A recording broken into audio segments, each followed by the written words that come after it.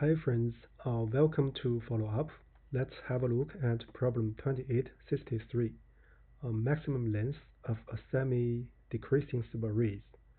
In this video, we're going to explain a solution based on monotonic stack. So here we are given an integer array called nums. So we want to find the length of the longest semi-decreasing subarray of nums. And we are going to return 0 if there are no such subarrays. So here, a semi-decreasing subarray is the following. Consider a subarray of a list or array. So if its first element is strictly greater than its last element. In example 1, for example, this is 7, right?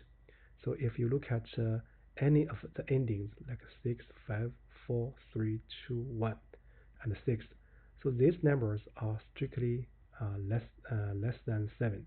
So ending at any of these result a semi-decreasing subarray. But if you consider 10 and 11, because they are larger than 7, so if the corresponding subarrays are not semi-decreasing. So in this example 1, the return is 8, because there are 8 elements if we consider the one starting at 7 and ending at 6, both inclusive. So in example 3, so this array is strictly increasing, so it's impossible to have semi-decreasing subarray, so the return is 0. So for the second one, so you can do the same thing for each number. For example, you find the largest index with smaller value, so then 57, right? So this you have 50, right? So this corresponding to 3. But if you consider this one, so 60, right? So you look at this the largest index with value less than 50, 60. This will be this one. So this corresponds to 5, right? So if we look at this one, so 61. So and look at the 60. So this corresponds to 6 elements. So this is also the output for this one. So this is the main problem statement. So here, actually, from the example 3 as definition of semi-decreasing, so we could actually think of monotonic stack, or at least we should have such a feeling. So here, the analysis would be the following. So if we consider a subarray beginning at index I and ending at index j, right? So we have nums I and nums j, the corresponding numbers. So if I is strictly less than j and nums I is strictly greater than nums j, right? Then this subarray is a valid semi-decreasing subarray, right? So notice that if the subarray has length 1, it's impossible to be semi-decreasing because this strict inequality or greater than relation, right? So in other words, the length is at least 2 if we have such valid semi-decreasing subarrays. So with that said, let's analyze this now further. So if we would like the above array to be a longest one, we hope the following, right? So if there are no smaller index I prime, such that the index is less than I, but the number is larger, right? So if this were the case, we can use I prime as a beginning, use j as ending, so yielding a longer one. So this is one possibility. And another hope is that there's no larger index j prime such that the corresponding number is smaller, right? So in this case, we can using subarray starting from index I and ending at j prime. So in other words, extending the subarray starting at I and ending at j, right? So the above scenario can be implemented via stack. So let's look at the implementation. So first, I'm going to initialize a stack.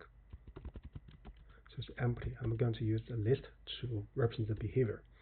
So here, let's see, n is the length of this num, right? So this is just for convenience. So in order to get a monotonic stack from the reverse direction, I'm going to do this. For I in range, so n minus 1, negative 1, negative 1. So this negative 1 is the ending index not inclusive. So this is the step, right? So in other words, each time we decrement by 1. And then the case, this is the if will be the standard monotonic check, stack check. If not stack, and let's just say or, so nums I, right, is less than the top element corresponding to stack -1, right? So because the top element in the stack will have larger index than I, right? What our hope is that there are no larger index G prime such that G prime is greater than is less than or equal to nums I, right? So here, because we want this relation to be strict, so let's do this. So stack append this I, right? So let me explain again. So if this stack is empty, so we are going to append this for sure, right? Another case is that in the stack, so we store the index, right? So the previous element in the stack compared with the current index will be larger index. So we want the current number with smaller index to be larger, right? Larger than the previous index, right? So if it's less than so actually if it's greater than or equal to, so that's not good, right? So we want this to be if the let's explain like this. So so this will yield a monotonic one. It might be better to print it out, right? So let's print this out. The index, the corresponding number for I, Y in enumerate the stack.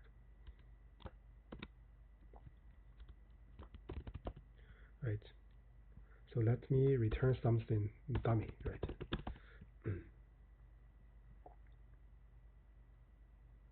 In this case, you look at the top element, corresponding index 3, this will be 6. So this will be 7, this will be 8, this will be 9, right? So this is 1. Now let's look at another direction, right? So here I also want to prepare the result. That's the return will be 0, right? Then I'm going to use a float number for comparison purpose.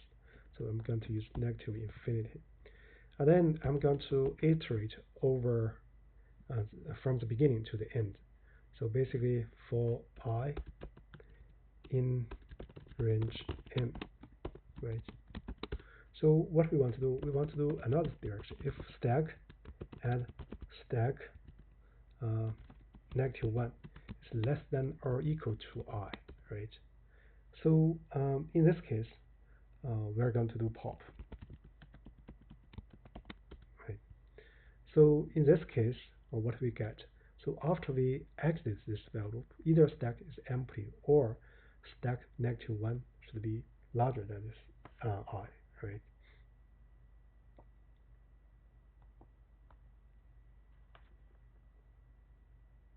So now, after we do this, so basically we are incorporating these two observations. So now let's see if the nums I is greater than M, right? So we are going to set the M to be the nums I. So M will be the current largest. So the previous one will be smaller than this one, right? So now what we want to do is, well, stack and nums stack -1. If this is less than M, right? So if it's less than M, so it means that it's good to be a ending point. But we can continue pop to find the largest one that is smaller than this M. So but let's make several extra comparisons. This is not hurt. So R stack -1. So this is the ending index. So minus I then +1. So I is a starting index, right? So in this case, once we've done this, we're going to do another comparison with pop. So actually, ideally, so we can find the one that is smaller than M, but with the largest index. But in this while loop, we did some extra comparisons, obviously. So with that said, we are done with the procedure. So then we're going to return the result. So basically, we use extensively the monotonic stack. So I would say for this problem, because we have practiced quite a lot of such problems, it's not uh, very challenging for us to understand. If you haven't have a chance to practice a lot of problems of this kind, it's good for you to use one example, for example, example 2, then to walk through this code to get a better understanding. So before we do anything, let's first do some tests. Let me run this code. So yeah, it passes the first one. Now let's look at the second one.